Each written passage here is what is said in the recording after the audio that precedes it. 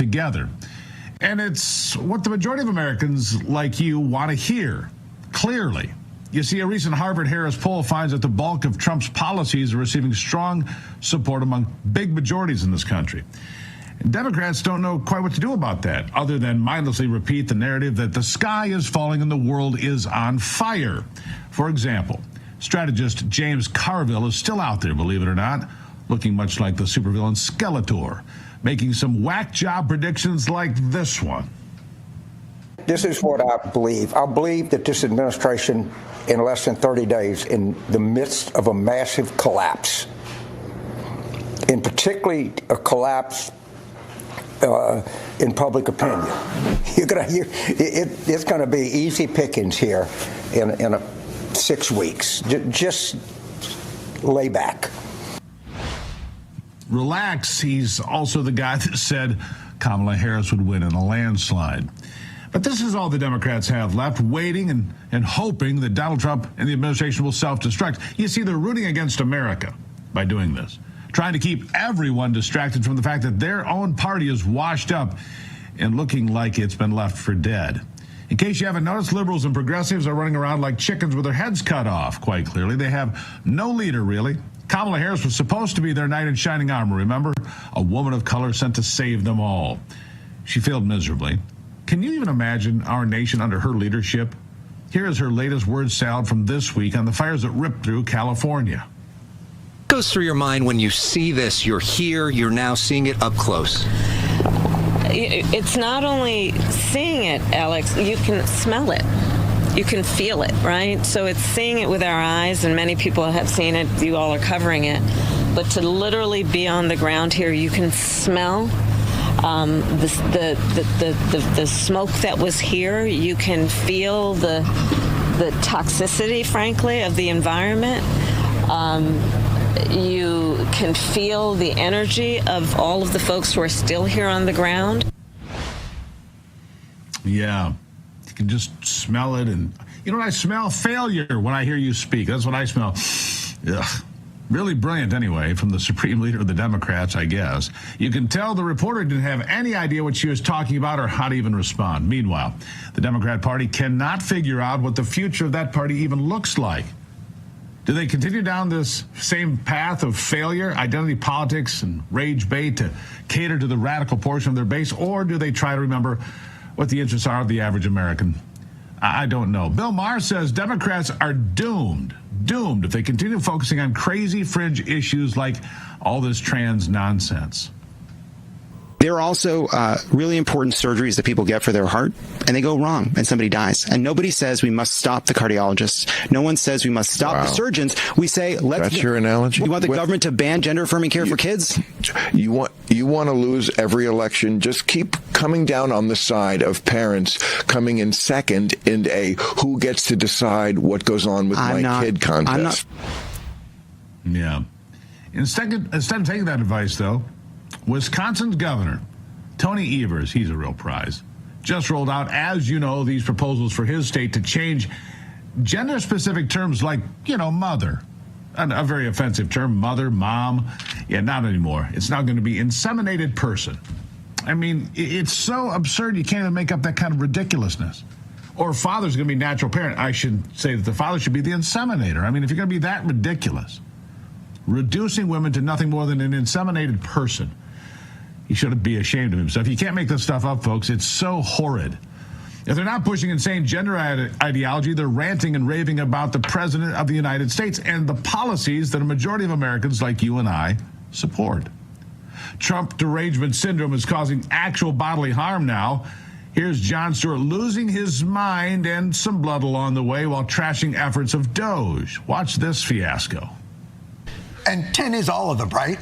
It would be embarrassing if it was a small drop in the bucket and that the American people didn't expect that we should negotiate for all their f***ing drugs because we've already paid for them with our subsidies. Are you f***ing saying?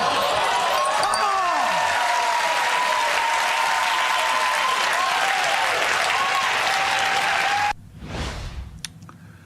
It's classy.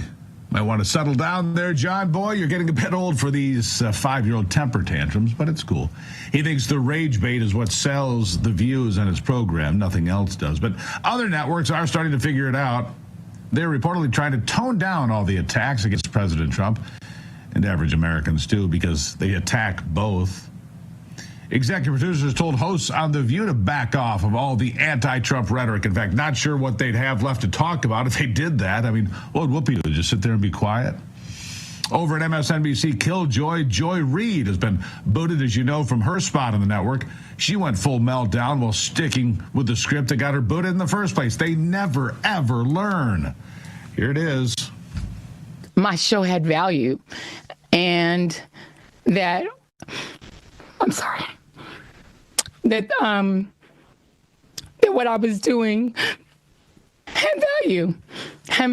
And in the end, I'm sorry, I try not to cry on TV. And I say this is kind of like me on TV, so I apologize. And then it mattered. I see Karen is there, and she's been texting me as well. And so what I will just say is that in the end, thank you. Where I land is that the moment of guilt that I felt, that I went hard on so many issues, whether it was the Black Lives Matter issues of a young baby or a mom or a dad that was killed, or I am so sorry that I made you watch all that. That's on me. Good grief. Here, Joy. Look, she's the same person who said she enjoys the tears from the other side, and said also that you shouldn't cry because it's embarrassing on TV. Yeah, when in doubt, however, play the race card, because that's what you got. That's all the left has left. And how about a relic from the past? An America-hating relic from the past. Jane Fonda, reminding us of just how disconnected Hollywood still is from reality. She compared her fight against Donald Trump to history's fight against apartheid. I don't know how you even make that connection. This was at the SAG Awards a couple of days ago. Here she is. Make no mistake, empathy is not weak or woke. And by the way, woke just means you give a damn about other people. Have any of you ever watched a documentary of one of the great social movements, like apartheid or our civil rights movement or Stonewall's? We are in our documentary moment. This is it. And it's not a rehearsal. This is it. And we mustn't for a moment kid ourselves about what's happening. Yes, the documentary would be something like When Hollywood No Longer Mattered, the end of an era, the setting of the sun. Yeah, this is the same Jane Fonda, by the way, who sided with Vietnam while they were killing our soldiers in the field. She didn't give a damn about America then, and she doesn't give a damn about America now. Not then, not now, not ever. Democrats live for the drama, don't they? They love to play the victim, and they love to play the Nazi card whenever possible. Here's Governor Pritzker, J.B. Pritzker of Illinois. He wants to run for president. Oh, this will be a refreshing new voice, sticking with the Nazi narrative. I mean, they just can't give it up. Here it is. How can you possibly compare what happened in Germany in World War II to what's going on here in the United States? Well, we're talking about the death of a constitutional republic. That's what happened in Germany in 1933, 1934. And we're seeing today that you've got an administration in Washington that's ignoring court orders, literally ignoring when a judge says you can't do this. They're going ahead and doing it anyway. No, good Lord.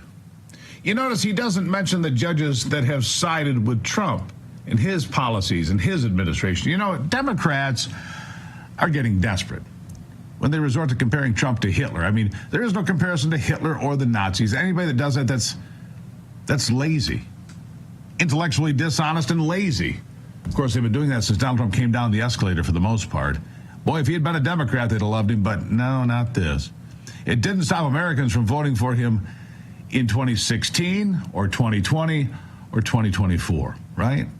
That's why he's here. But they just don't know what else to do. And another governor, Gavin Newsom, willing to fight Trump even at the cost of his own state, which is currently reeling from historic fires. Here's Gavin. Do you think it is appropriate to signed $50 million of spending to fight the Trump administration while also asking the federal government for $40 billion in fire relief aid? Well, I wouldn't frame the question as you framed it. The state of California, as you know, prepared many, many months ago for a new administration to protect and preserve our policies, our progress, and programs that the Trump administration is directly looking to deviate from. Can you imagine waking up and thinking Gavin Newsom is my governor? Whew, that's tough. That's tough duty. Again, that's the Democrat playbook. Fight Trump even when it doesn't make sense, even at the cost of everyday Americans, in direct defiance of what Americans voted for. And donors are picking up on the desperation, too. They smell the failure. The Hill now reporting that a major Democrat donor and others are saying, we're done. The Democrat Party is effing terrible, plain and simple. In fact, it doesn't get much worse. And this from another donor. They want us to spend money. And for what? For no message, no organization, no forward thinking. The thing that's clear to a lot of us is that the party never really learned its lesson in 2016. They worked off the same playbook and the same ineffective strategies, and to what end? Democrats don't seem willing to learn these lessons. They don't know who to listen to. Joe Biden sure doesn't seem to be giving any directives. No idea where the guy even went. Is he around? Don't forget, they wanted you to believe that he was completely capable of running the country for another 4 years. No, that was a lie. Yet he's nowhere to be found as well, by the way. Thank God for Donald Trump, for a leader who does have a message and a plan for this country, one that involves less government waste and more personal liberty. You can raise a glass to that this weekend while Democrats continue to spiral even further into dysfunction and into obscurity. Good luck, Democrats. I'm not really rooting for you, but if I were. Coming up after the break, Pam Bondi dropped a bombshell on Fox yesterday saying that the Jeffrey Epstein flight logs would be released, but apparently that has not happened. We're trying to sort it out for you. We'll have the latest after the break.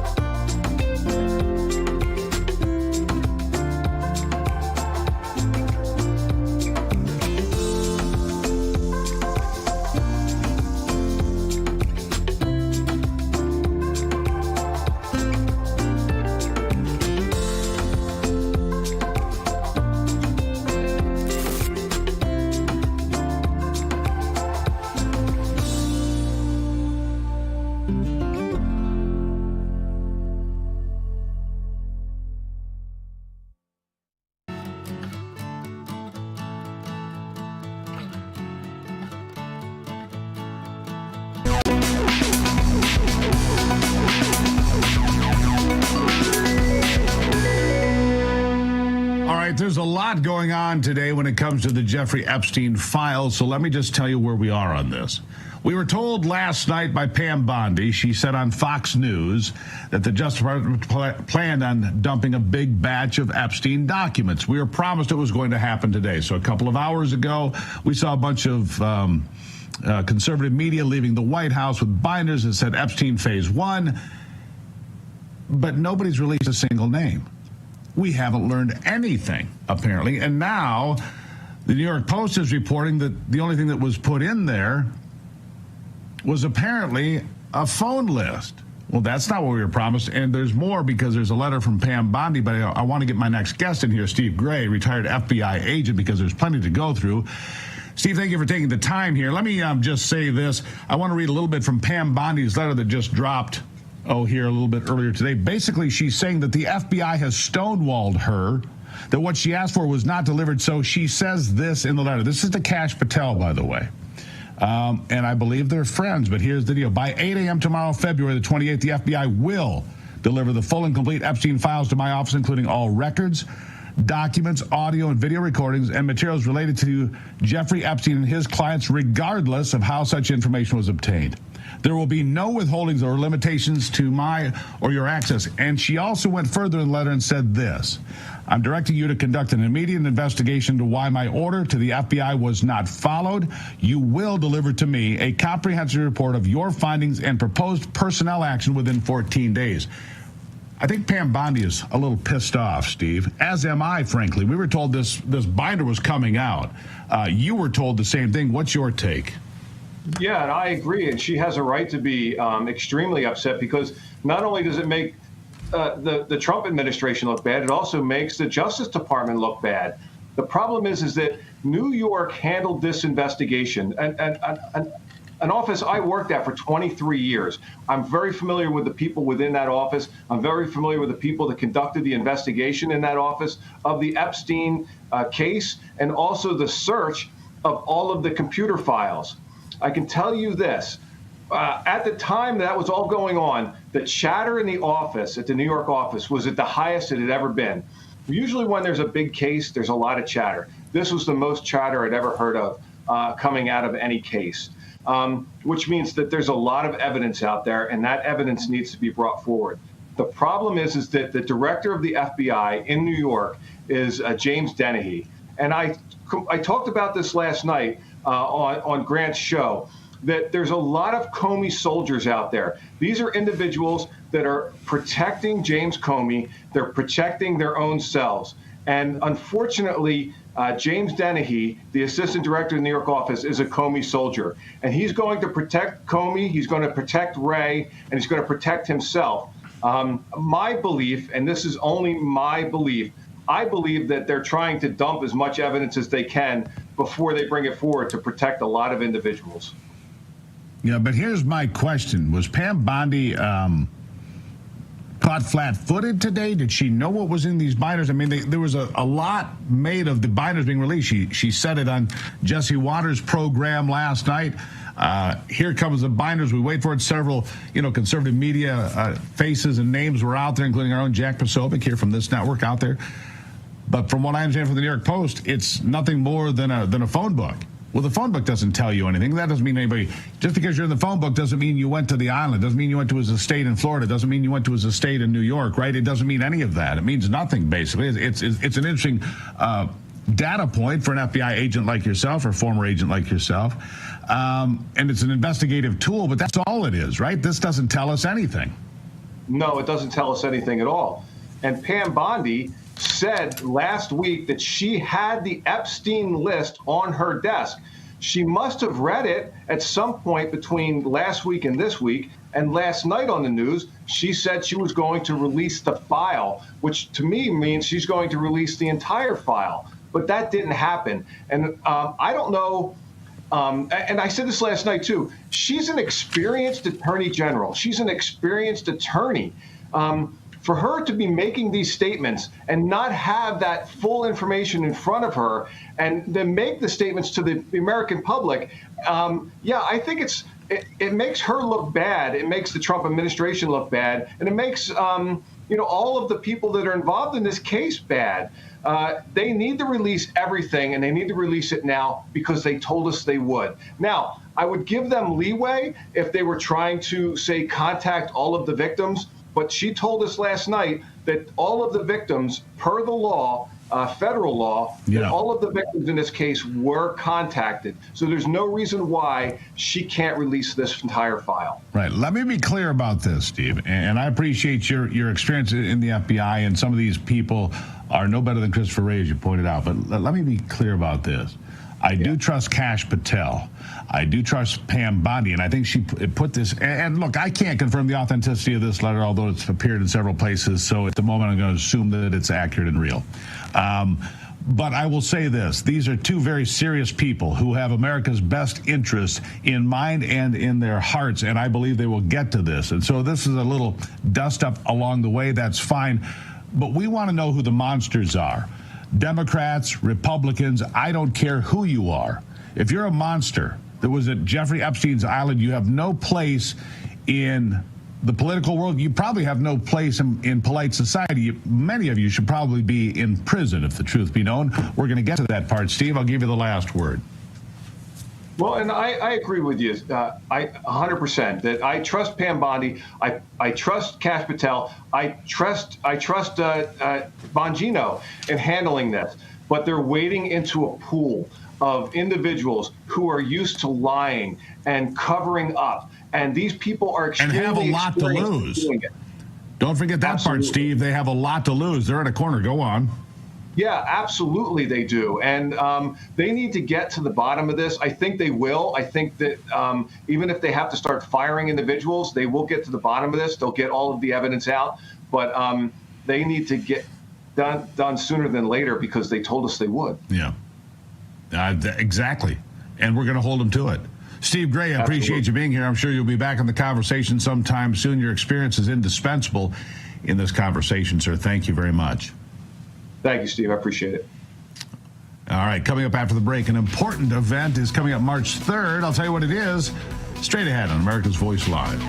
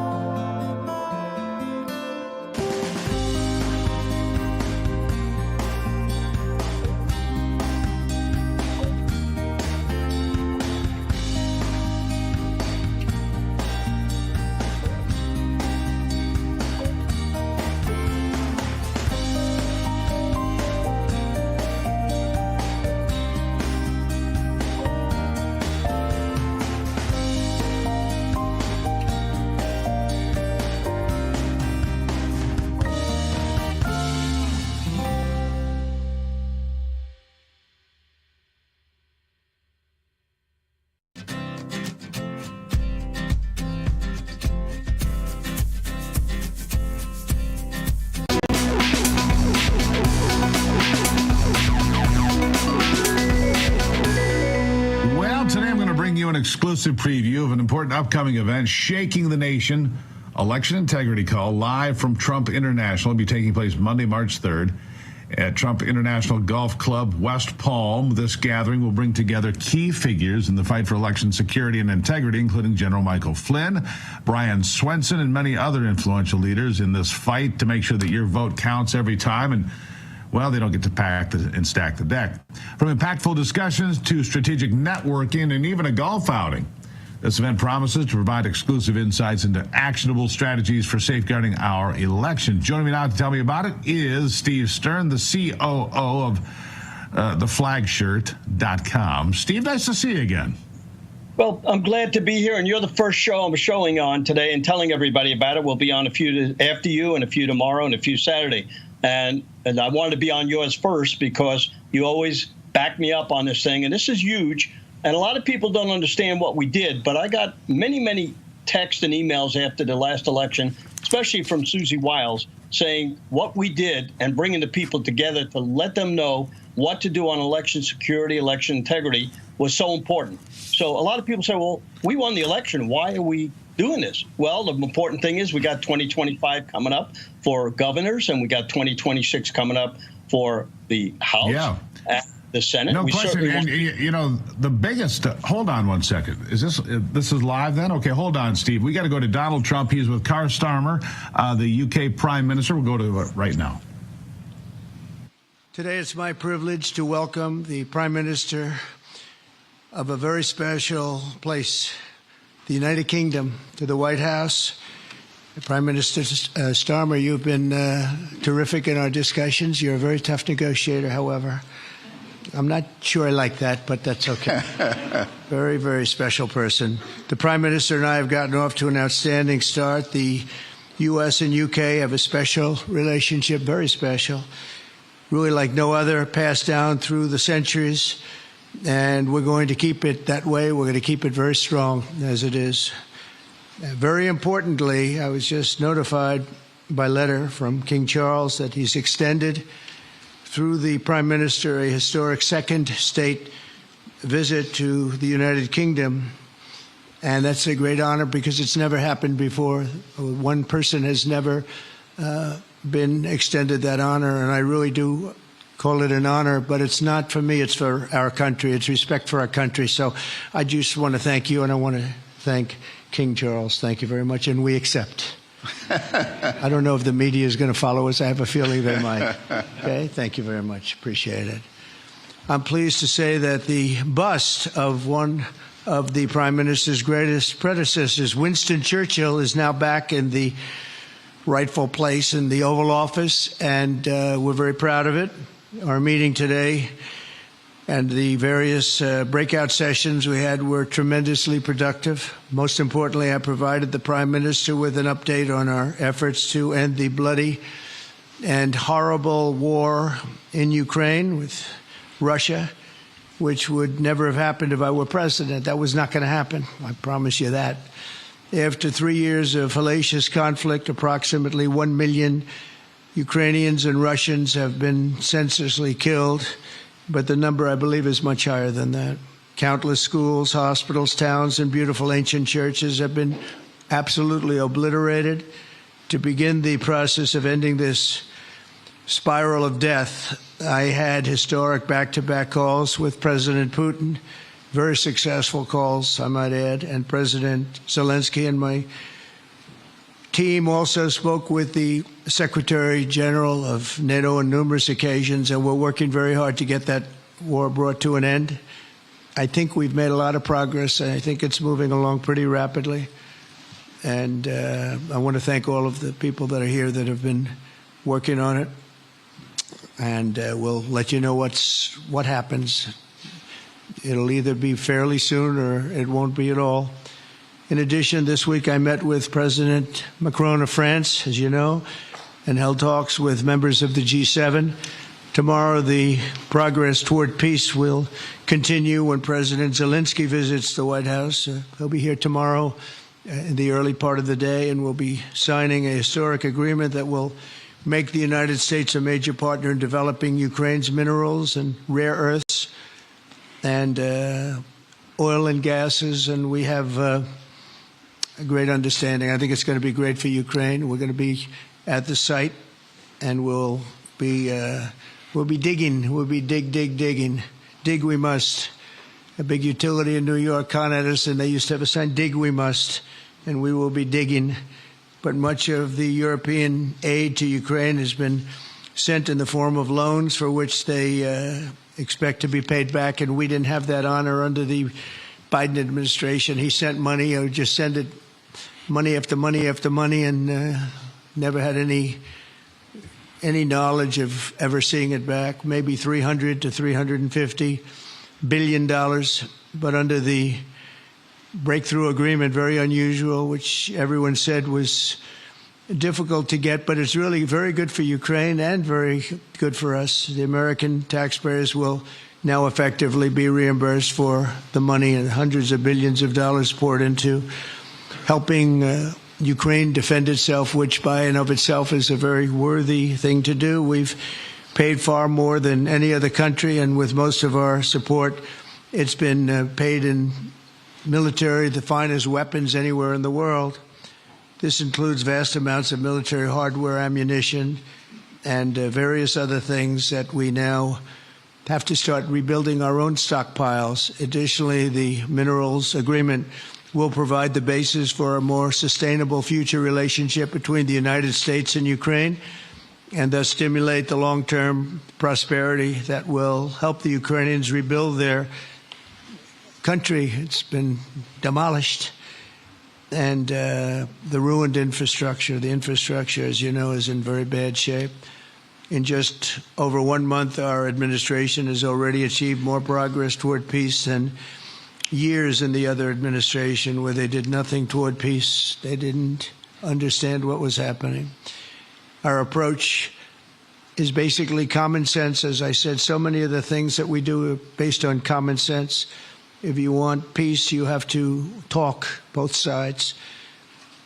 As I discussed with Prime Minister Starmer, the next step we're making is toward a very achievable ceasefire. We hope that that can happen quickly, because thousands of young people, in this case, we're not talking about Americans, we're talking about Ukrainians and Russians are being killed every week, thousands.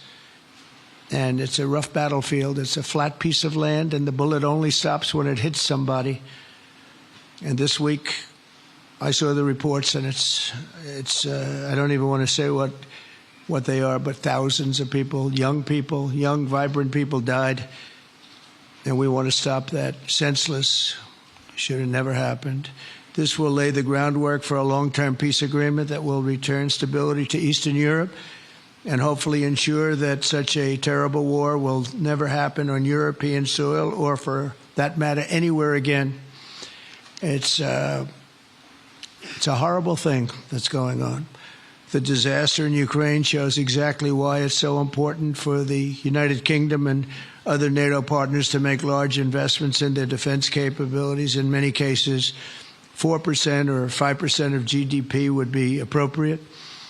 I know that they're raising it. I just read an article, a great article, about the work you're doing in the UK as to the military. You're raising it quite a bit, which is a great thing to do for your country. It's a great thing to do. It's sad that we need that, but probably need that. So congratulations on that. I know you got it through. After years of chronic underfunding, there's an urgent need to catch up for some countries. And I want to thank the Prime Minister once again for traveling here today.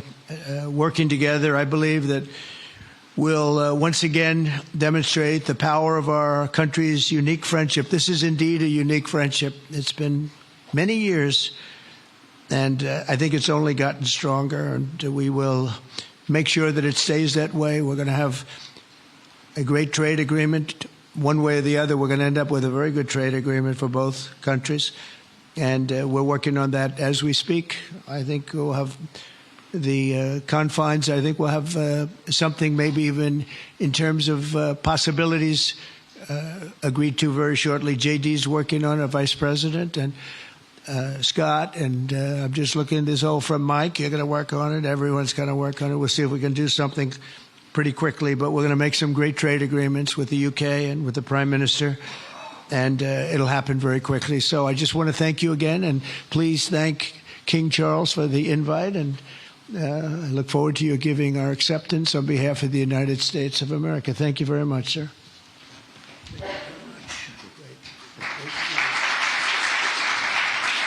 Thank you. Well, thank you very much, Mr. President. Thank you for your hospitality. Thank you for your leadership. This has been a very good and very productive visit. And with your family roots in Scotland and your close bond with His Majesty the King, it's good to know that the United Kingdom has a true friend in the Oval Office. And it was so good to see the bust of Winston Churchill back in its rightful place just a moment ago. But look, in a moment of real danger around the world, this relationship matters more than ever. We remain each other's first partner in defence, ready to come to the other's aid, to counter threats wherever and whenever they may arise. No two militaries are more intertwined than ours. No two countries have done more together to keep people safe. And in a few weeks, we mark VE Day, the 80th anniversary of victory in Europe. Britain and America fought side by side to make that happen. One of the greatest moments in our history. We stand side by side still today, and we're focused now on bringing an enduring end to the barbaric war in Ukraine. Mr. President, I welcome your deep and personal commitment to bring peace and to stop the killing.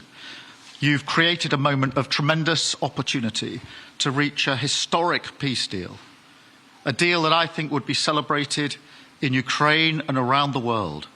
That is the prize. But we have to get it right. There's a famous slogan in the United Kingdom from after the Second World War. That is that we have to win the peace. And that's what we must do now. Because it can't be peace that rewards the aggressor or that gives encouragement to regimes like Iran. We agree history must be on the side of the peacemaker, not the invader. So the stakes, they couldn't be higher. And we're determined to work together to deliver a good deal. We've discussed a plan today to reach a peace that is tough and fair, that Ukraine will help shape, that's backed by strength, to stop Putin coming back for more. I'm working closely with other European leaders on this, and I'm clear that the UK is ready to put boots on the ground and planes in the air to support a deal, working together with our allies, because that is the only way that peace will last. Mr. President, in this new era, you're also right that Europe must step up. And let me tell you now, I see the growing threats we face, and so the UK is all in. This year we'll be giving more military aid to Ukraine than ever, and just this week I've set out how we're shouldering more of the security burden. We're already one of the biggest spenders in NATO, and now we're going much further, delivering Britain's biggest sustained increase in defence spending since the Cold War. This isn't just talk, it's action, rebalancing the transatlantic alliance, making us all stronger, and standing up for our shared values and shared security, as Britain always has. And Mr. President, it's no secret we're from different political traditions, but there's a lot that we have in common. We believe it's not taking part that counts. What counts is winning. If you don't win, you don't deliver. And we're determined to deliver for the working people of Britain and America, who want and deserve to see their lives improve. So we're both in a hurry to get things done, and that's what the UK and US do when we work together. We win and we get things done. So we'll do what it takes to keep our people safe. We'll also work together to deliver some big economic wins that can benefit us both. We have a $1.5 trillion invested in each other's economies, creating over 2.5 million jobs across both economies. Our trading relationship is not just strong, it's fair, balanced and reciprocal. We're leaders together in so many areas, ranked 1 and 2 in the world as investment destinations. 1 and 2 for universities, 1 and 2 for Nobel Prizes, 1 and 2 in golf as well, by the way. And we're the only 2 Western countries with trillion-dollar tech sectors, leaders in AI. And look, we take a similar approach on this issue. Instead of over-regulating these new technologies, we're seizing the opportunities that they offer. So we've decided today to go further, to begin work on a new economic deal with advanced technology at its core. Look, our 2 nations together shaped the great technological innovations of the last century. We have a chance now to do the same for the 21st century. I mean, artificial intelligence could cure cancer. That could be a moonshot for our age. And that's how we'll keep delivering for our people. There are so many opportunities. Keep our nation strong and fulfill the promise of greatness that has always defined this relationship. Finally, to underline the importance of this bond, it was my privilege and honour to bring a letter with me today from His Majesty the King, not only sending his best wishes, but also inviting the President and the First Lady to make a state visit to the United Kingdom. An unprecedented second state visit. This has never happened before. It's so incredible, it will be historic. And I'm delighted that I can go back to His Majesty the King and tell him that President Trump has accepted the invitation. So thank you. Our teams will now work together to set a date, and we look forward to welcome you in the United Kingdom. Thank you once again. Thank you very much. What a beautiful accent. I would have been president 20 years ago if I had that accent. Thank you very much. Okay, let's see here. Go ahead, please. Thank you, Mr. President. Earlier today, you told me that you believe that foreign countries pay tariffs, but Americans who are concerned about higher prices believe, as most people do, that they're paid by consumers and importers when they import things into this country. Can you explain how you came to this belief that foreign governments are paying tariffs? And for the Prime Minister, did you discuss with President Trump his repeated statements of desire to annex Canada? And has the King expressed any concern over the President's apparent desire to remove one of his realms from his control? So I'll go ahead. The first part, the tariffs are necessary because we've been treated very unfairly by many, many countries, including our friends, friend and foe. But we've been treated very unfairly in trade. At levels that nobody's really ever seen before, and especially under the Biden administration, they really took advantage of the United States. I put massive tariffs on China during my 4 years. We had the best economy in the history of our country, probably the best economy, maybe the best economy in the history of the world. And I used tariffs to even things up. And in particular with China, we took in hundreds of billions of dollars, and we had no inflation. And it's a myth. It's a myth that's put out there by foreign countries that really don't like paying tariffs, and especially to even up. So we've been treated badly by a lot. We're using tariffs. And I find, and you just have to look at the numbers, but I find that it's not about inflation. It's about fairness. And the inflation for us has not existed. And I don't think it's going to exist. We're going to bring our car industry back. We're going to bring our chips back. We're going to bring so many things back to our country, including pharmaceuticals and drugs. And the thing that's going to get us there is tariffs. And I say often it's my favorite word in the dictionary, but I always preface that by saying now, because I got into a lot of trouble with the fake news where they say that's not good. So I say God, love, family, wife, they're all my favorite words, but tariff is about number 4 or 5 on the list. But I will tell you, it's going to make our country rich, and it's going to stop us from being a laughing stock all over the world because we have been taken advantage of like no country has ever been taken advantage of. Thank you very much. And look, we had a really good discussion, a productive discussion, a good discussion, as a result of which our teams are now going to be working together on an economic deal. Our teams are going to be working together on security in Ukraine. You mentioned Canada. I think you're trying to find a divide between us that doesn't exist. We're the closest of nations, and we had very good discussions today, but we didn't discuss Canada. Thank you. Please. Go ahead. Go ahead. Yes. Thank you.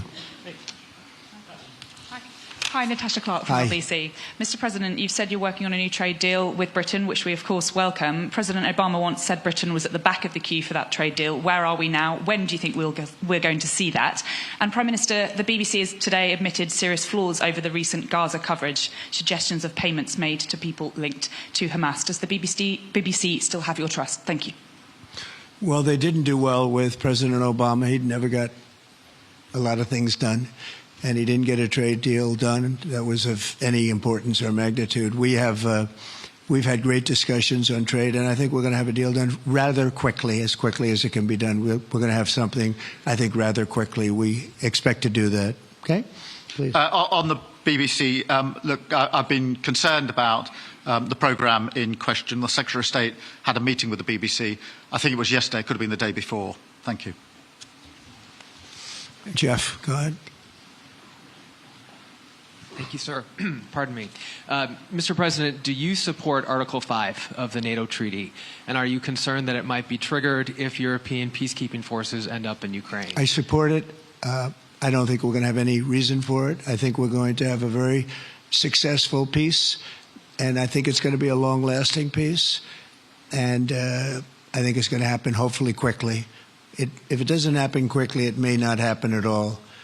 And we want it for two reasons. Number one, I want to see on a humane basis, I want to see soldiers stop getting shot, because largely it's soldiers now. Towns have been obliterated, but it's largely that. And I don't want to pay billions and billions and billions of dollars, nor does the Prime Minister or anybody else, on a senseless war that should have never happened. And we're going to get it taken care of. But I think it's going to be a peace that's going to be long-lasting. Do you have a question for the Prime Minister?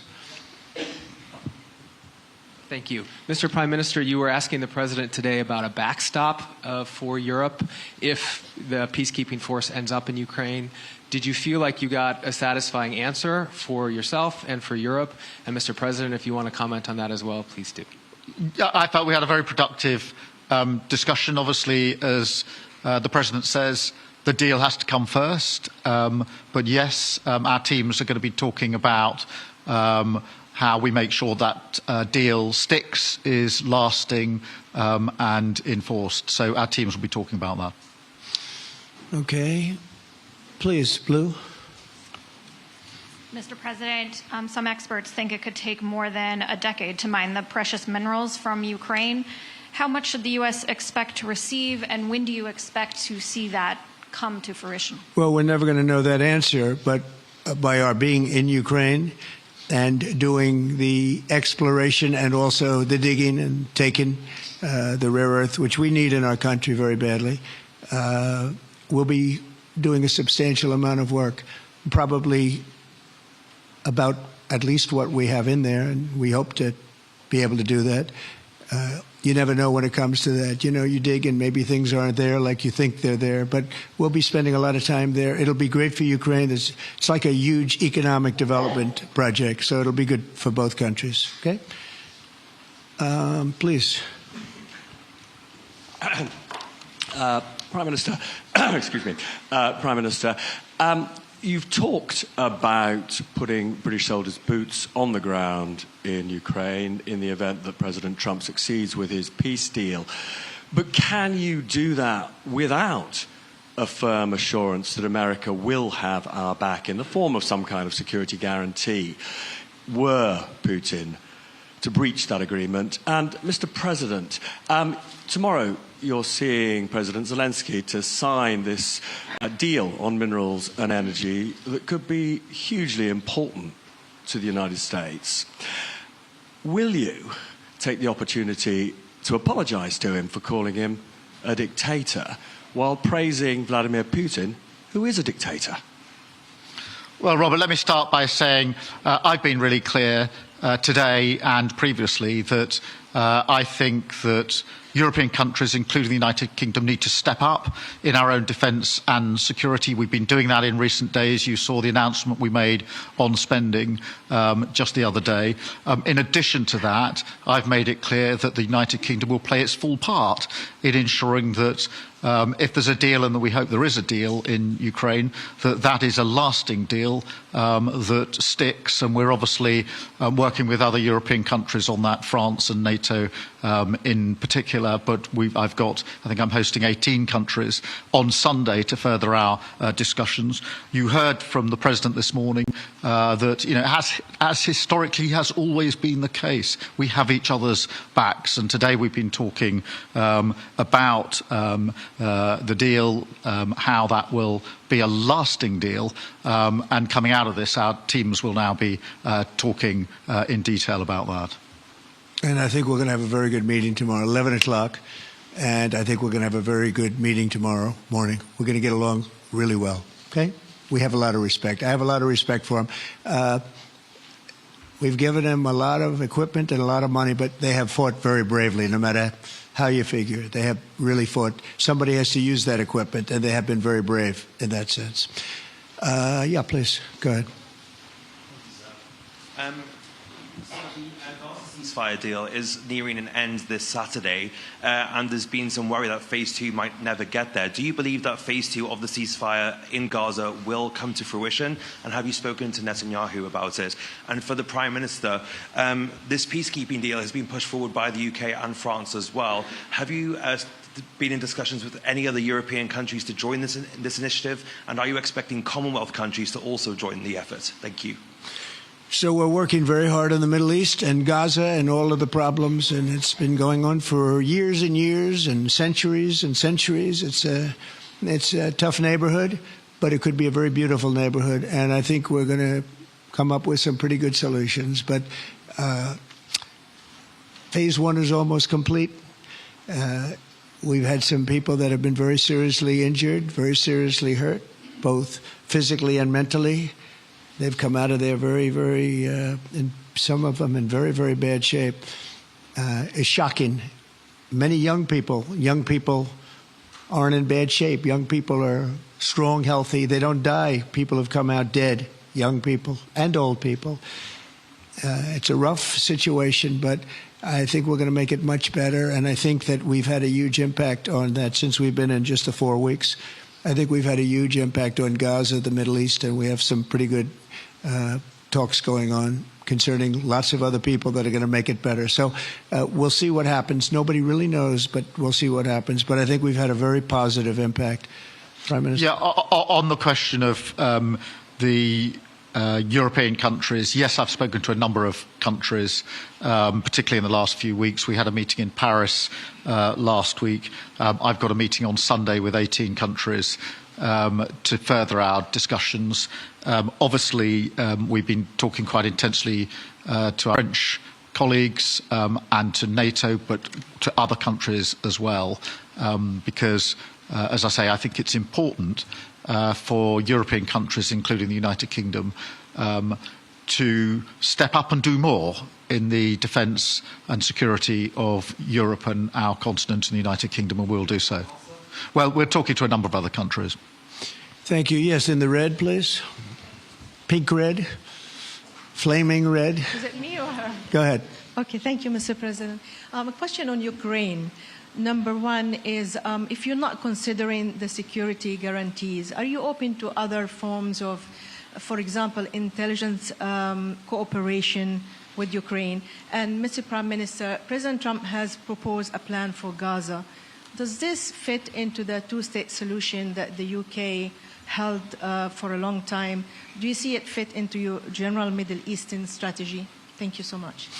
Yeah, thank you very much. We're open to many things, but before I even think about that, that's almost pleasant to think about because that would mean that peace has been arrived at. We have to arrive at that peace. And, you know, you went 3.5 years with an administration that never even really had a meeting. They didn't have a meeting on peace.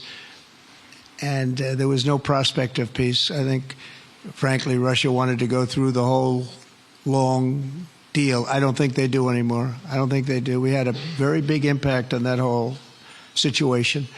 But I don't like talking about phase 2 until I get phase 1. Phase 1 is I have to make peace. And we have to get Russia to agree. We have to get Ukraine to agree. And I think we will. I think we've come a long way. I believe we're going to get it done. I wouldn't say that if I didn't think so. And I think it will be very important, very historic, and we're going to save a lot of lives. On the question of Gaza, the last few weeks of the ceasefire have been very impactful. And for me, there are two images that I remember more than any other. The first is Emily Damari, who is British, being reunited with her mother. You may remember she had her fingers missing after what she endured. That was an incredible moment. I'd spent a lot of time with her mother whilst she was held captive, and her mother went through absolute torture. The other image was thousands of Palestinians marching through rubble, trying to return to their communities and their homes. So we have to do everything we can to ensure that the ceasefire continues, so that more hostages can be returned, so that aid can be brought in that's desperately needed.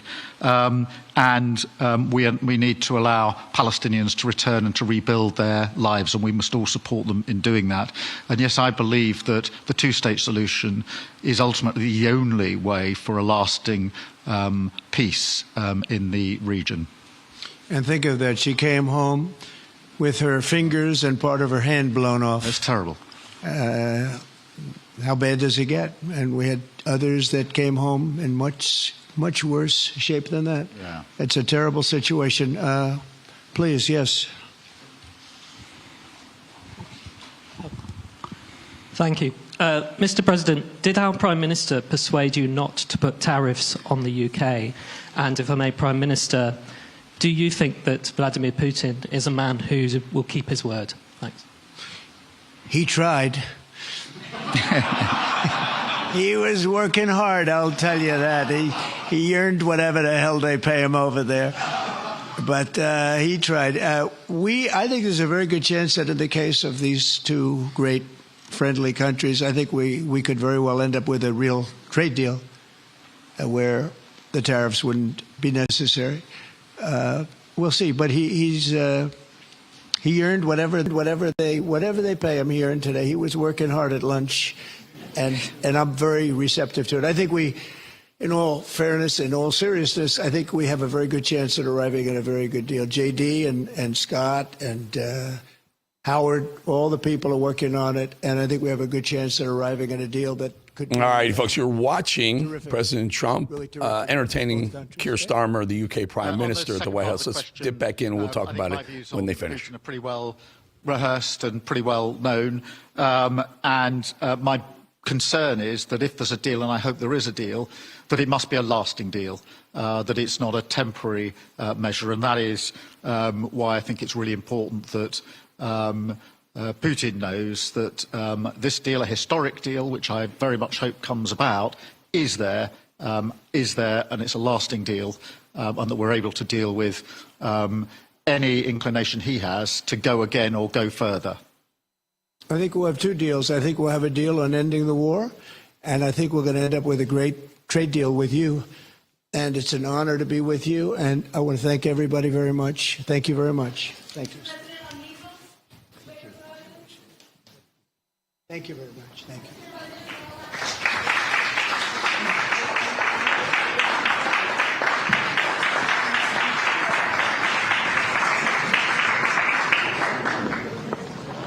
And there they go. There's J.D. Vance right there in the front row, shaking a couple of hands right there. And that's generally the top brass of the administration. That's the East Room, by the way, which is just off the White House, a little bit away from the West Wing and the Oval Office, but in between the two. You kind of have to enter through the back area. It's a beautiful room. beautiful room, and that's where he entertains dignitaries, and the press stays in the back. Just to take another peek here, you tend to see some of his staff, his senior advisors, cabinet members. Anyway, so a little bit of breaking news at the end. Someone asked, is there a deal? Is there going to be tariffs? And Trump said, no, he tried. Starmer tried. He's earning his living over there. But my takeaway was the deal's going to be whatever the UK slaps tariffs on the United States goods going that way, they'll get it right back in their face coming this way. And who knows, maybe they both go to 0. Maybe they both go to 5%. Either way, that's a win for Trump. And he did say that there's likely maybe some deal to be made, ending the war. And if you heard Keir Starmer say, Prime Minister of England, say that he called other European countries leaders saying, Europe needs to step up in our own defense, which is also great news. Again, Trump working for the American people. All right, folks, how about this show right now? Welcome back and happy Thursday. Before we get into the show, I have to tell you, there is a huge, huge thing going on really in politics and social media, specifically right now, with the Epstein files. The Epstein files are supposed to be released today. We're going to break this down completely. There are two sides going at it, like really going at it right now. Really important issue. We're going to break all that down in just a minute, probably the B block of the show. But first, let's talk a little bit what's been going on. This is what we do. We bring you the day's news. We bring you the most interesting things going on everywhere, across social media, across politics, and then we get into dig a little bit deeper into it as we get further into the show. There was yesterday an actual insurrection yesterday and today in the state of Iowa at the state capitol. Hint, hint, it was a mob of LGBTQ activists. We'll have more on that insane story also later in the show. But first, Kamala Harris supporter, they're still making a lot of noise. I don't know why these people refuse to move on. Maybe they don't know that the election is over. Listen to this arrogant Kamala superfan basically called the entire MAGA base, that's us, folks, well, we're dumb. If you are wondering why we will never have free college in the United States and why we will continue to lag behind other countries in reading and writing, it's because the only voter base that is still voting Republican is non-college educated whites. If non-college educated whites didn't vote in this election, Kamala Harris would have won in a landslide. The reason that there will never be free college is because people who have a college education vote Democrat.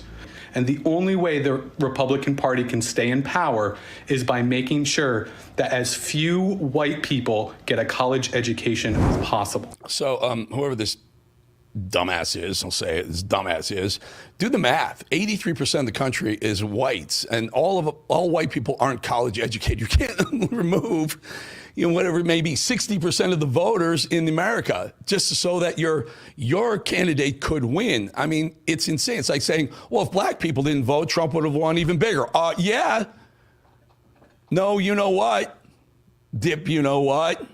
Some people simply don't understand what Trump is accomplishing, like that idiot. One of those other people, Congresswoman Jasmine Crockett, who we talk about on this show regularly, alarmingly regular, in fact. Her latest gaffe is one of her dumbest, although it's getting hard to keep them in order. She keeps topping herself. Listen to her concerns about Trump ending the war in Ukraine. It is time for us to say, Mr. President, guess what? Russia invaded Ukraine. Can we at least agree on that one? Facts matter.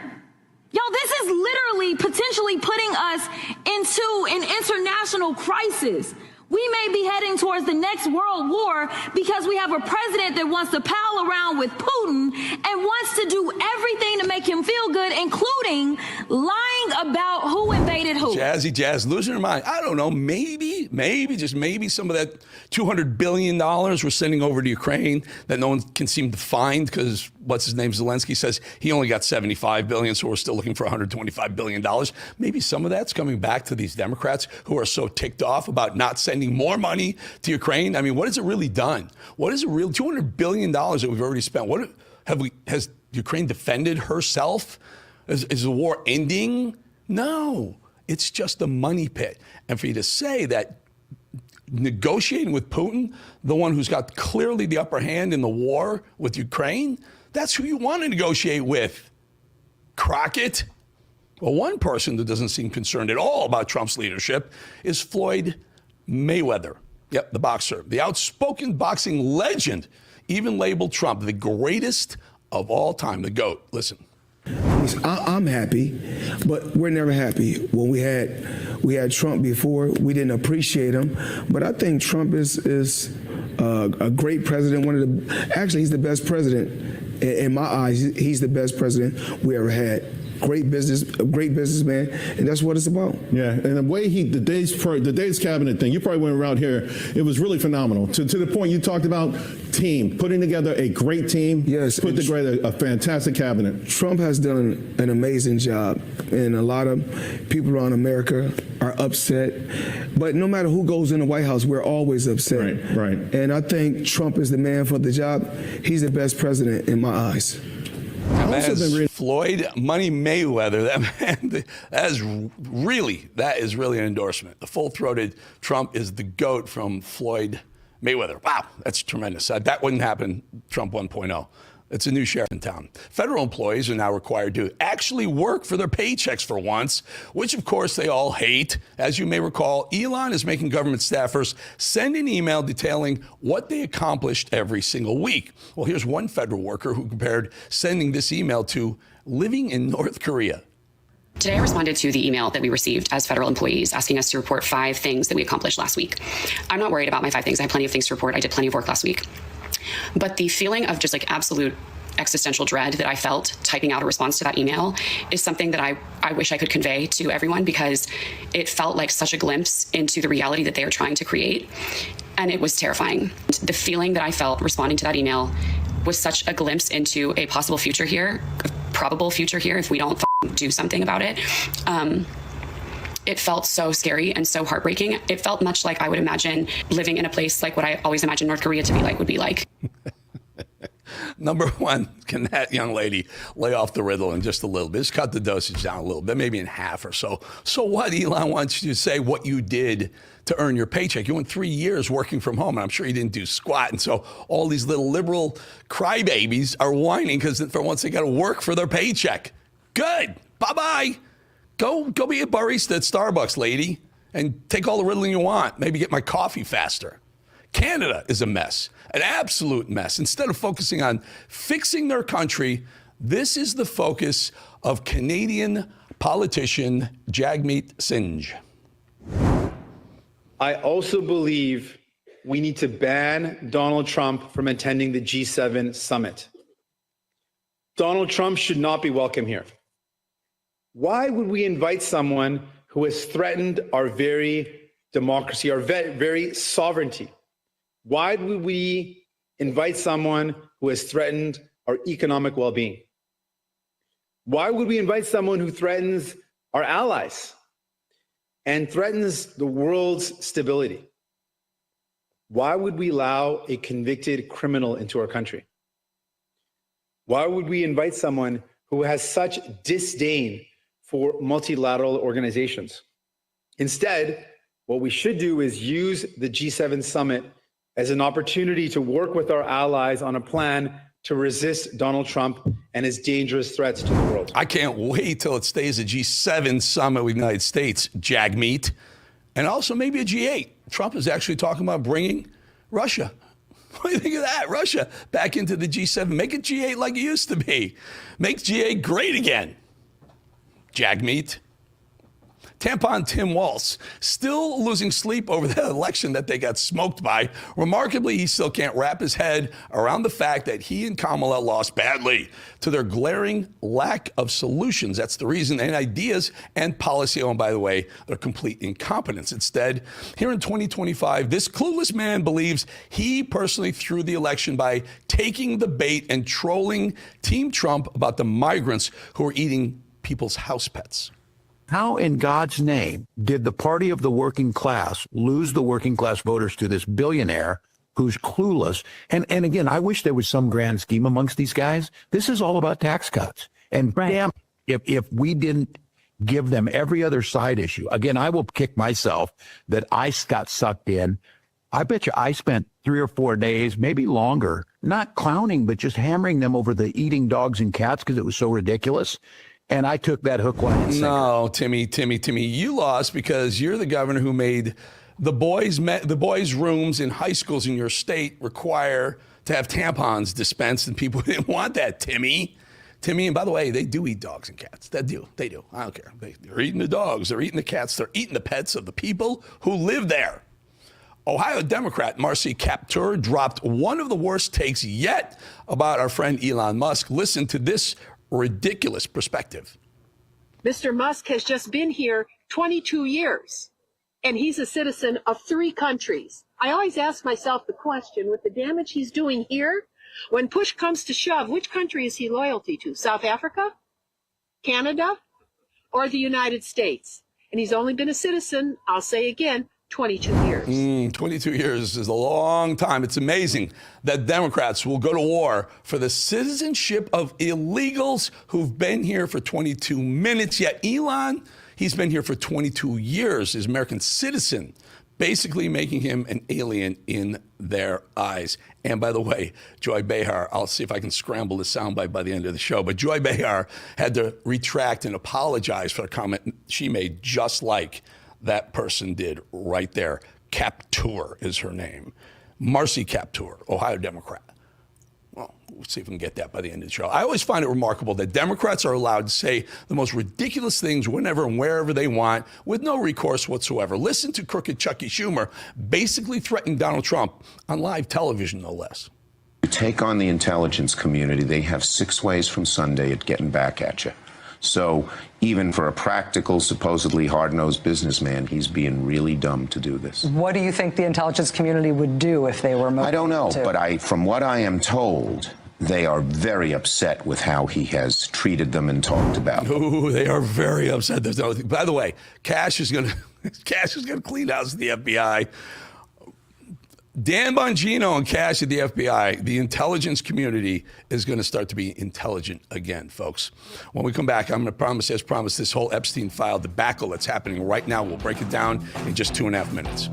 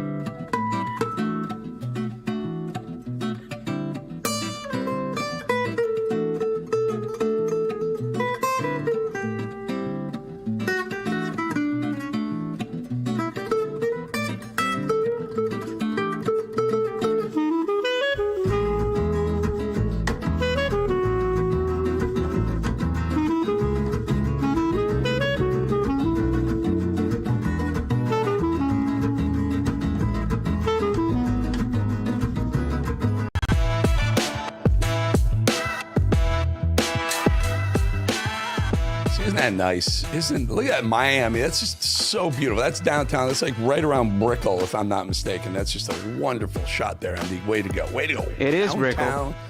Yeah, it is Brickell, they're telling me, right? Hey, Andy, can I hear the voice of God for a second? That is Brickell, yeah? Yes, sir. There you go. Brickell, folks. Miami, Florida.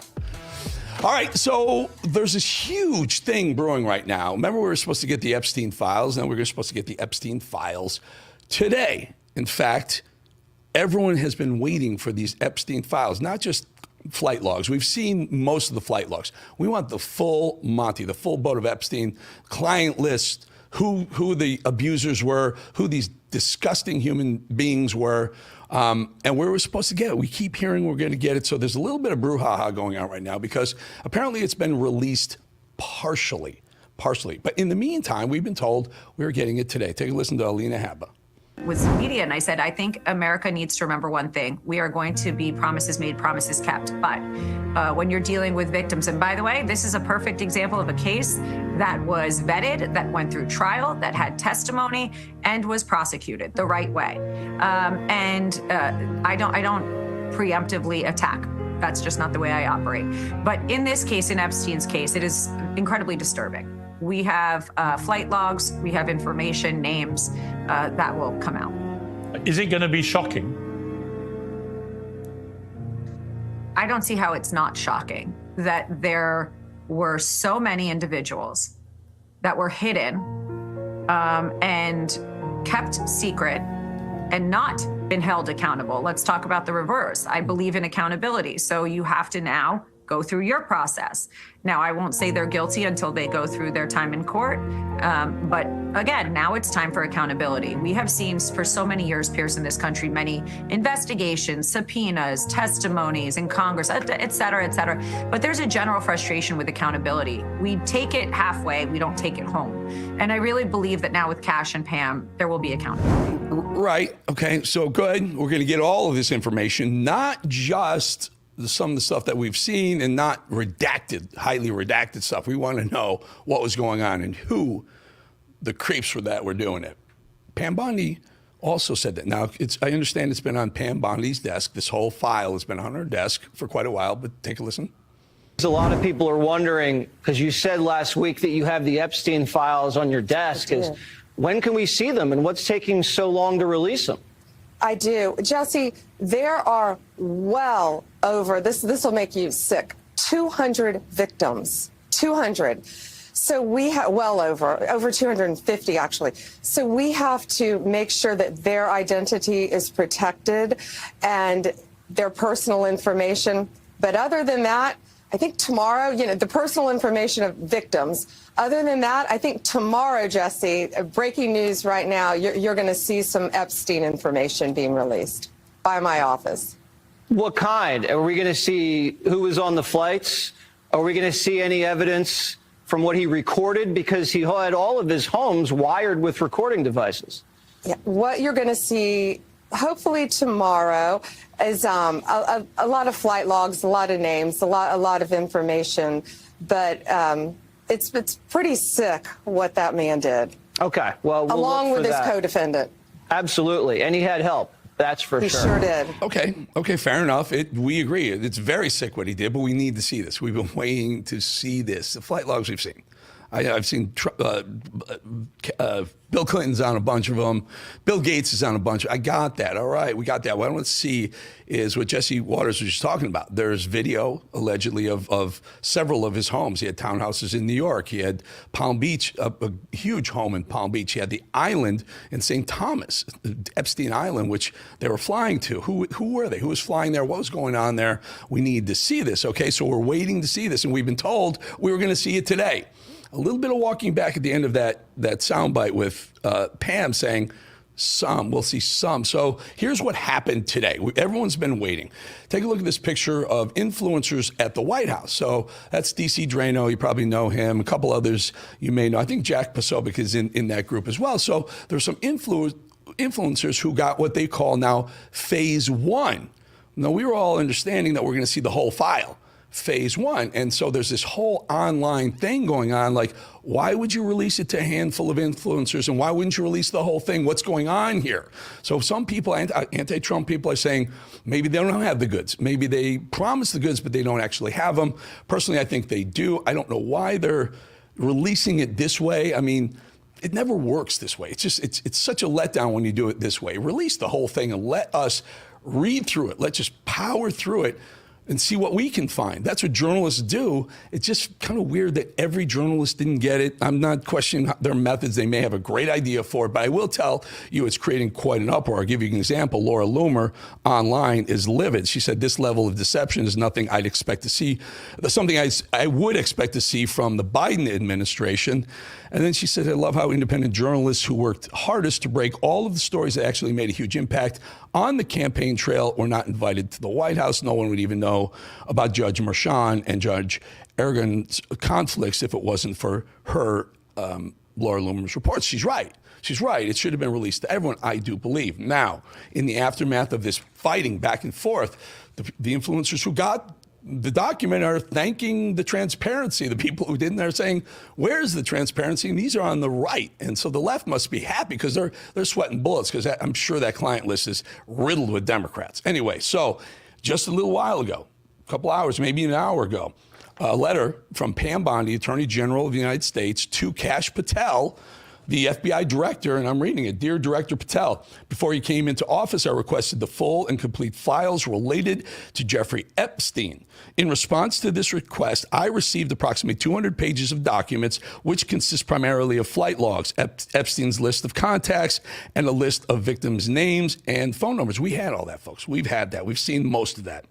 And Pam continues, I repeatedly questioned whether this was the full set of documents responsive to my request, and that was repeatedly assured by the FBI that we had received the full set of documents. This is important. Late yesterday, Pam Bondi says, I learned from a source that the FBI field office in New York was in possession of thousands of pages of documents. So this is, she writes this today, that yesterday she has, I guess, a whistleblower within the FBI telling her there are thousands of pages being held in the field office in New York.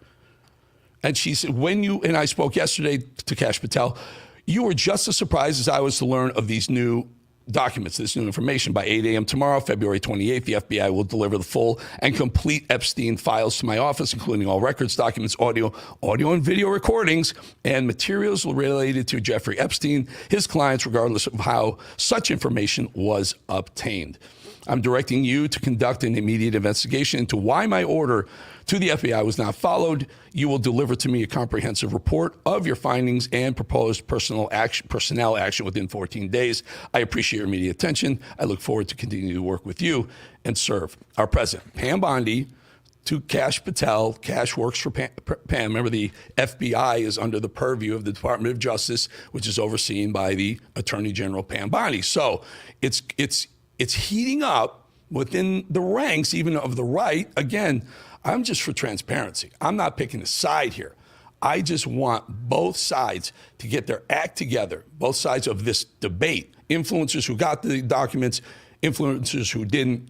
Pam Bondi, come on, let's go. Let's release this stuff right now. And Kash, not on you, brother. You've been there, what, a week? Not on you. But that field office in New York, maybe time to clean house. Might be a real good time to clean house. I will tell you that this is going to be a big thing. It's getting bigger online. And when it gets bigger online, I'll tell you, the White House listens. So we're going to stay on it as well. We have a lot more show for you. Stick around. We'll be right back.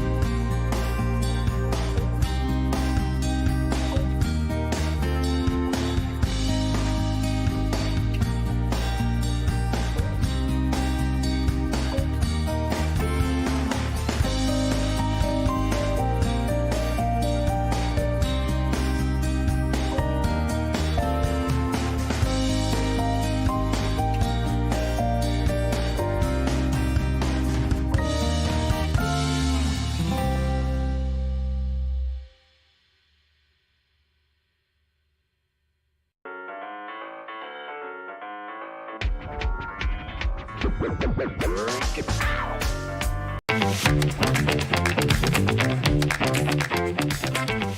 that. That's beautiful. Those boats. That highway over across the water. Beautiful, Destin, Florida. All right, folks, there's a billionaire trying to take a wrecking ball to America right now. He's power hungry. He wishes the worst upon this country. His aim is to control all parts of our government, our economy, our culture. He's a billionaire who has the means to cause serious damage to America at every single turn. And no, I'm not talking about Elon Musk. I'm most certainly not talking about President Trump either, who has officially given President Ronald Reagan a run for his money, best president ever. No, I'm talking about George Soros. He's alive and well, old George is, and he and his vast entire cross-country network are actively working to not only stand in the way of President Trump and his cabinet achievements, he has one goal in mind: the destruction of America. Let's get into it. Back in 2020, at the tail end of President Trump's first presidency, George Soros spoke to his New World Order network of soldiers at the World Economic Forum, can't stand that place, and let his feelings about Trump be very well known to the world. President Trump is a con man and the ultimate narcissist who wants the world to revolve around him. When his fantasy of becoming president came true, his narcissism developed a pathological dimension. Right now, there's a growing resistance to the DOGE efforts, to MAGA efforts. They want Americans to believe that America is against what DOGE is doing, despite polls showing the absolute opposite to be true. We've shown the results of those polls right here on Bolling this week. People love what's happening with DOGE. They're saving our money. And they want you on the left to believe that the resistance is grassroots. It's organic and happening of free will. It's not. Just like the pro-Hamas demonstrations on college campuses, well, they were funded by that guy, George Soros, and his network. Just like the BLM, Black Lives Matter protests in 2020 and the mostly peaceful Summer of Love, where stores were looted and burned down, streets were on fire. That network of resistance was funded by George Soros. Just like the invasion of our southern border and northern border, they're funded by George Soros networks and continue to do so. George Soros kept criminals on our streets. He's keeping fentanyl inside our borders. He's scooping up judges, district attorneys, congressional members. This guy collects members of the Democrat Party like Pokemon cards. Money exchanged, pictures taken, everyone's happy, right? That's a little Soros right there. That's mini Soros. Speaking of pictures taken, look at this picture right here, this happy couple. She, the one on the left, is Leah Greenberg. On the right, Ezra Levin. And why do we care about who these people are? We don't, but potentially we should. These are those out-of-sight actors we always talk about right here on Bolling, the ones who work behind the scenes to agitate and interrupt patriots trying to do our country right. This is an anti-DOGE operation targeting GOP town halls, flooding D.C. swamp phone lines.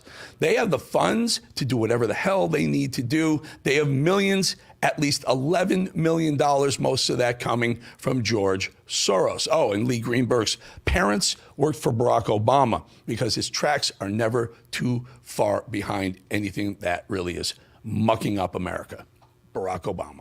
And that lower court judge, Amir Ali, who tried to force the executive branch to spend $2 billion in foreign aid, that guy was Soros-backed. Well, thankfully, today, the Supreme Court temporarily blocked that for now. That's a big news, thanks to Chief Justice Roberts, who came in for the win for once and for now. Hopefully, he stays on the right side of that bench. George Soros has got his tentacles everywhere, in everything. Courts, federal buildings, the media. He's buying media companies, which brings me to Wisconsin. We took over Washington in 2024. The election resoundingly went in our favor on the conservative side, taking back the White House, taking back the Senate, holding control of the House, a massive win, a strong showing for the mandate to undo years of liberal destruction of America by the likes of Soros. But as we always knew, the Democrats are always moving onto their next plan of action to take power and control back. The evil New World Order masterminds are thinking about how to regain control of the U.S. House of Representatives enter Wisconsin. Like I always say, every single election matters across the board. Wisconsin Supreme Court candidates spar over Musk and Soros donations in high-stakes race, says the AP News. There's a Supreme Court race in Wisconsin. April 1st is an important date because if Democrats win, they will gerrymander the state, flip congressional seats, and take back the House in 2026. That's how it works. So, you know who else sees how this works? Well, George Soros does. His entire network of Marxist bandits. George Soros has dumped millions of his dirty country-killing dollars to buy the Wisconsin court because he's looking several steps ahead. It's a Soros-backed power grab in Wisconsin, and it's very important. Those seats in Wisconsin could flip the House back to blue. Why would Democrats in Congress oppose bipartisan legislation aimed at closing loopholes in America's drug laws that are taken advantage of by fentanyl traffickers? That's right. That's pure evil. That's what we're talking about. Look at this. Democrats face backlash for opposing fentanyl. Wow. The Halt Fentanyl Act is supposed to be, by the way, it's opposed by George Soros. And he's backed by his drug policy nonprofit. Why? Because they claim that bill, the Soroses claim that bill will exacerbate mass incarcerations, which we all know George Soros doesn't like incarcerations. So it's going to stop drug traffickers from going to jail. And the Democrats, they voted it down. Democrats like Dollar Store Obama, New Jersey Cory Booker are doing everything they can to stop that from happening. And they're enabling more fentanyl into this country. And this is the craziest part of this whole thing. As if it's not all crazy enough that an evil billionaire exerts that much control over America. So far, it's been determined that George Soros received, get this, $260 million from that group that DOGE is trying to shut down, USAID. That's right. You want your blood to boil? Think about this. For decades, we're screaming that George Soros was financing the destruction of America, but it was really Americans financing the destruction of America. They gave Soros our money, $260 million, USAID, to destroy America. I think that's treasonous. So he didn't just spend his own money to destroy our justice system. George Soros used American taxpayer money. I would call it brilliant, but it's brilliantly evil. Why do you think they're fighting so hard to keep the truth about the USAID items, line items, under wraps? This is the worst thing to happen to Democrats since President Trump trounced Hillary Clinton in 2016. You think it's a coincidence that in the midst of the turmoil taking place in his state of California, the wildfires, fallout, the economic crisis, the homelessness, that in the middle of all that, Gavin Newsom, governor, suddenly woke up and decided to change the conversation? We need to change the conversation.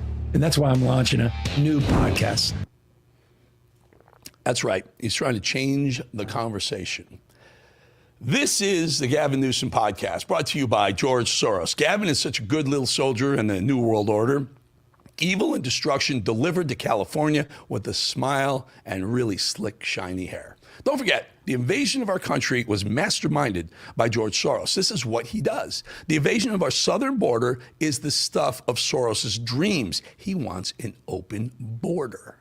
Invaders bringing in crime and drugs, invaders suckling at the teats of liberal handouts in exchange for Democrat votes. This is the stuff of George Soros's dreams. And it's coming to an end because of President Trump and Tom Homan and Kristi Noem. And thanks to patriots who no longer stand for the invasion of our country. Judge blocks Trump administration policy allowing ICE raids in certain places of worship, the New York Times says. The Obama judge, also a Soros-planted judge, who blocked the Trump administration's ICE raids in Maryland is the husband of a far-left open border activist. That happened earlier this week. They're stopping ICE from conducting raids in churches while many illegals, the illegal aliens, hide from authorities in churches. Everyone knows that. Anything and everything to stop deportations, to keep the invasion of our country thriving for the left. And let's not forget the Soros impact on our legacy media. George Soros is buying up media. And the more media owned by Soros and his leftist gangs, the more minds reached out to and controlled. The billionaires we should be worried about are certainly not in the White House right now. They're the ones who've been financing and supporting the takedown of America and the left for many, many years. George Soros is one of them. We'll be right back.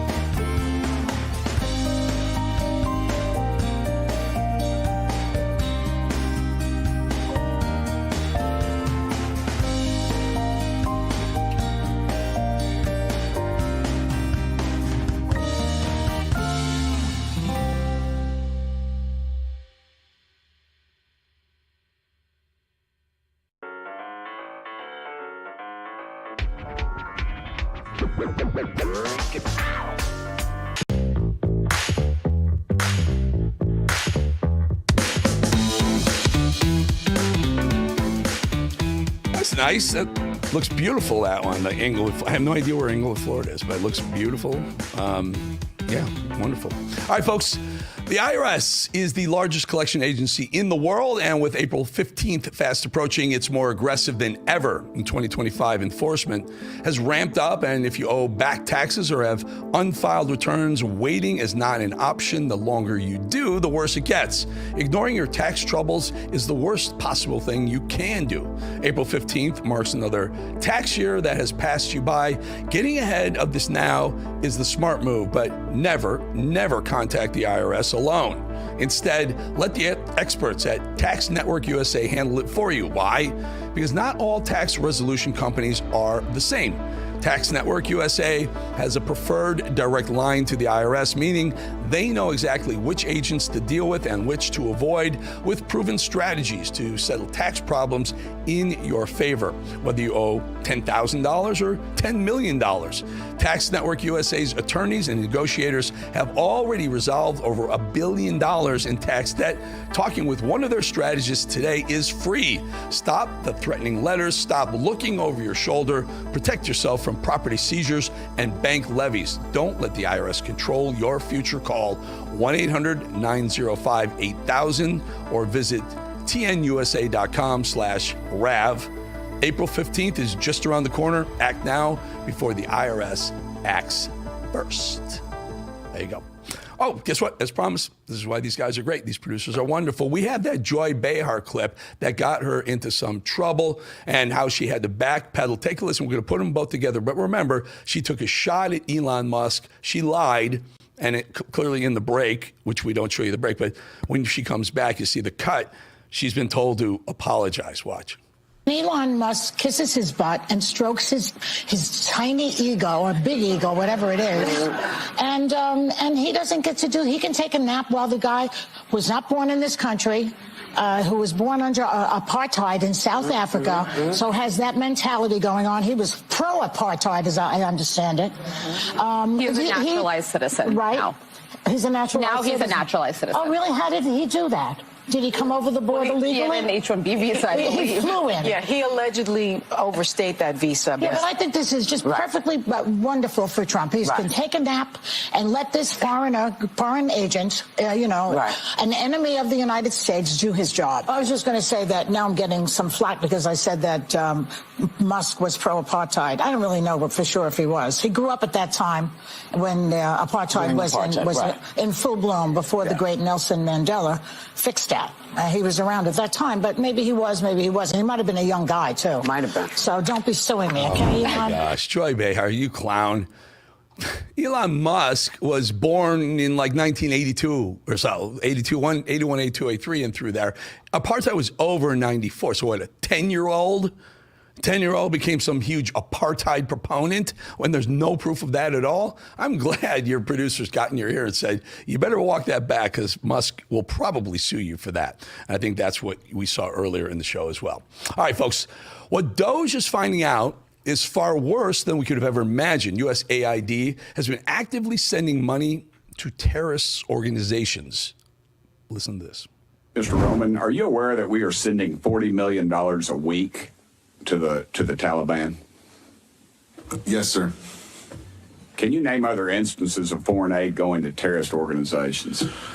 We have assisted al-Shabaab in Somalia. There's been instances of the Hamzi network in Sudan, Hamas, Islamic Jihad, Hezbollah, Kataib al-Hezbollah, Hayat Tahrir al-Shams in Syria. Dozens of terror organizations have received indirect assistance from U.S. foreign aid. I mean, we'd never know this. We would never know this if it wasn't for DOGE, Elon Musk, Trump. We're sending tens of millions of dollars to terrorist organizations. Are you freaking kidding me? Are there any terrorist organizations USAID didn't send our taxpayer money to? But then he explains how it works. And it's just that simple to get money to a terrorist organization right from the American people's hands into the hands of terrorist murderers. Listen. Let's use Gaza as our case study. $2.1 billion in American taxpayers' money to Gaza since October 7th when Hamas invaded southern Israel. USAID money was going in terms of an emergency use authorization to try to go to parties that USAID formerly had a relationship with in the Gaza Strip. They had to have been vetted by OFAC. They should have been vetted against the special designated terror list from the State Department and from other Treasury organizations. Waivers were granted because they said that there was an emergency use to have that money come in to Gaza, thereby jettisoning the usual typical screening procedures. As a result, 90% of aid that was going from the United States by way of its agents in Gaza ended up in Hamas-controlled areas. And this is ridiculous. Essentially, what the U.S. assistance to Gaza did was underwrite the ability for Hamas to survive until the ceasefire was just passed a few weeks ago. So we pull out of Afghanistan. We leave $80 billion of assets there. We lose 13 of our finest soldiers in a plot that we may have known about prior to the bomb exploding, the suicide bomb exploding. State Department may have known about that happening and didn't remove our folks before it went off. And then we left some of our people behind and some of the people who were helping us behind. Botched Afghanistan withdrawal. Taliban takes over, right? And now we find out that USAID, our taxpayer money, was being sent to the Taliban, among others. For what? For what reason? Who can justify that? I want to know who signed off on that. Don't you? Imagine that. Our money, our taxpayer money, going right into the hands of terrorist organizations to help them fight a war against our allies in the Middle East, sometimes our own people, whom, by the way, we're also sending money to and supporting. We're funding both sides of a conflict. Sound familiar? Middle East, Russia, Ukraine. I mean, we buy oil from Russia. And then this one. They brought up Samantha Powers, who oversaw USAID She's an Obama-era soldier. Some say that she was one of the most powerful people in the Obama administration. She was U.S. ambassador for Obama, but to the UN. But listen to her. She was running USAID. Smart woman, but listen. Samantha Powers, the administrator for USAID, was intent on having Israel not be able to defend itself. To not be able to defend. Correct. And now that brings us back to Elon Musk, the left's favorite person to hate right now because he's exposing all of this through DOGE. Like I said at the top, we would never have known this was going on if it weren't for Musk snooping into USAID. And remember, the left freaked out? The left went nuts. Like, what are you doing? You can't stop USAID. We need them. For what? To finance terror? Numbskulls. Here's a funny moment from President Trump's first cabinet meeting yesterday. Let the cabinet speak just for a second. Yeah, exactly. Is anybody unhappy with Elon? If you are, well, throw him out of here. Is anybody unhappy?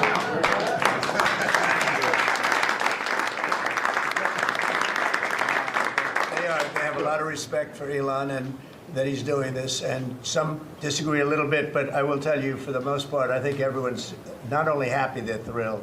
So, yeah, and then he went on to say, so who doesn't like Elon? Who doesn't agree with Elon? Raise your hand, and everyone's kind of like, because I'll get rid of you too. So everyone's like, don't be a hero. Let Elon do his thing. It's working great, folks. It's absolutely working great. And the left going, oh, but he's not an elected official. He doesn't need to be an elected official. He serves at the behest of the President of the United States, as do many in the Democrat presidencies. Clinton, Obama, Biden, they had people working that were unelected doing the same types of things for them. You're allowed to do that. You're supposed to do that. The American people gave Trump the mandate to do that. Stop with the Elon Musk crybabies. He's here, and he's here to stay until he and Trump decide to break up, which, I don't know, it might happen. But in the meantime, we're saving a whole heck of a lot of money, taxpayer money, so I'm on board. All right, we will be right back with one more break, 2.5 minutes, right back.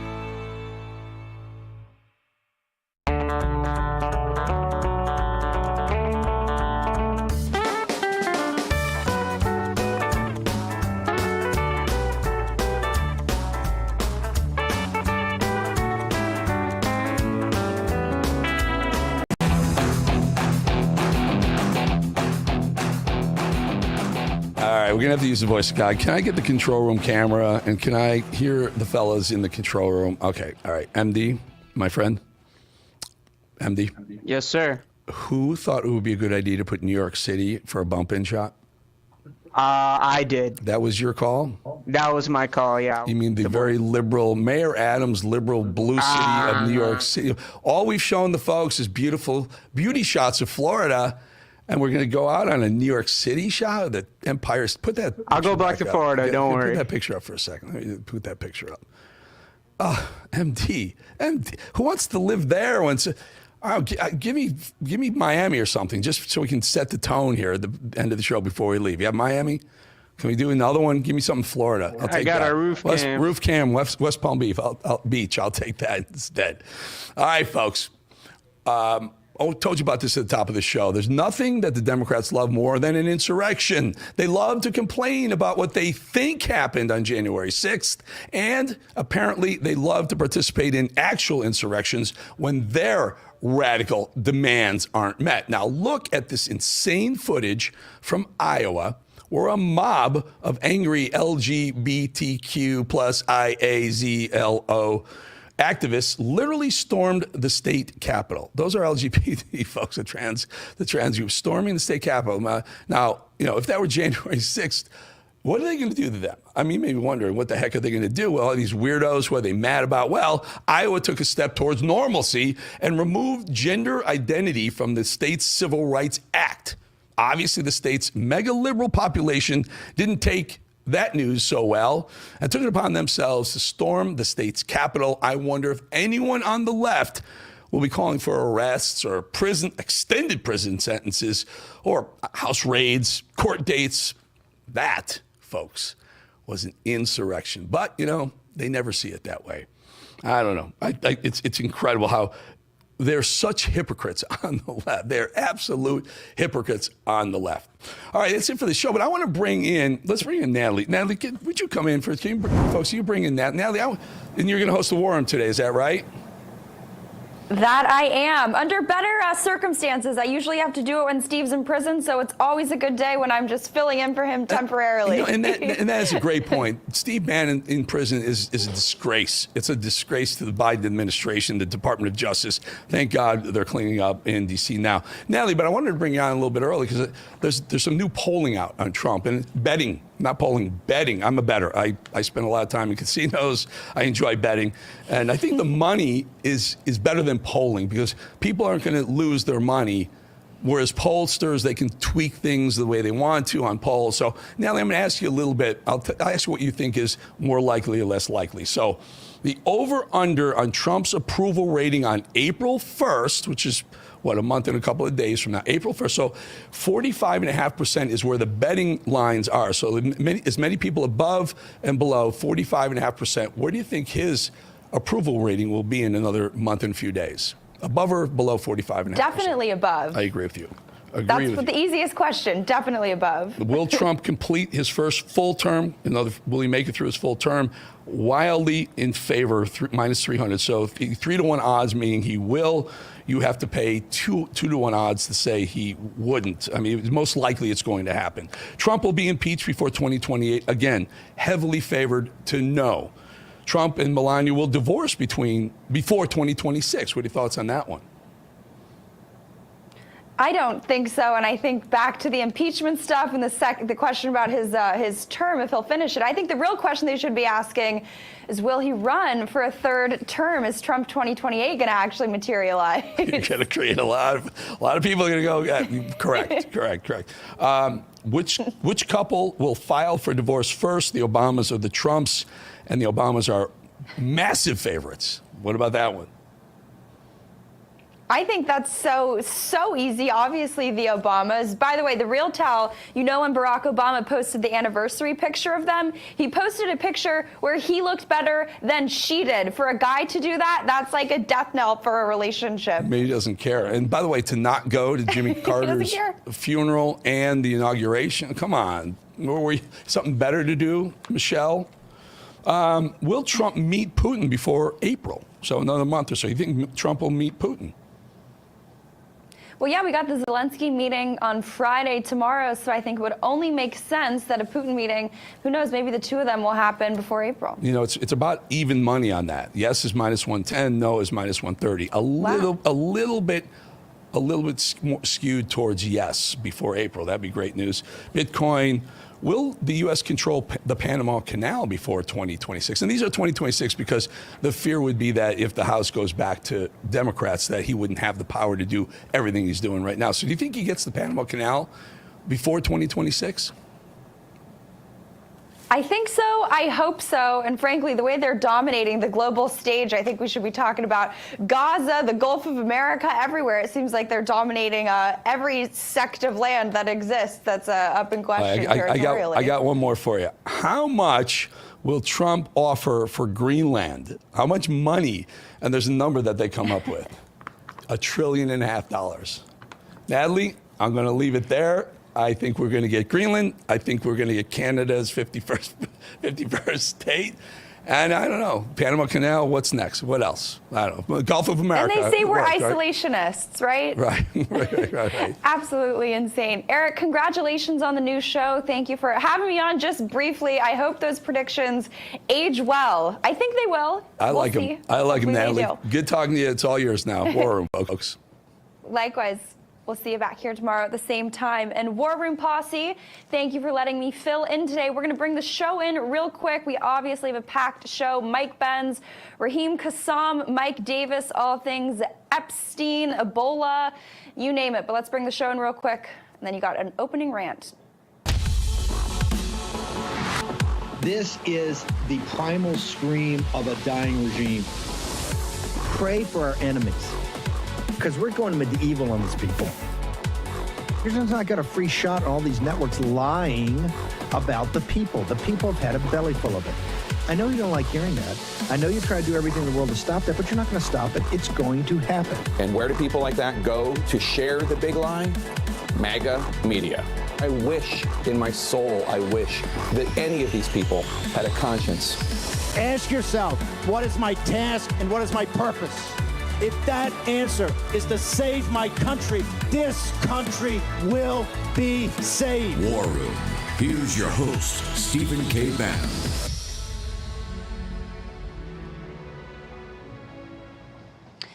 You are back in the War Room. It's Thursday, February 27th in the year of our Lord 2025. It's Natalie G. Winters hosting the show.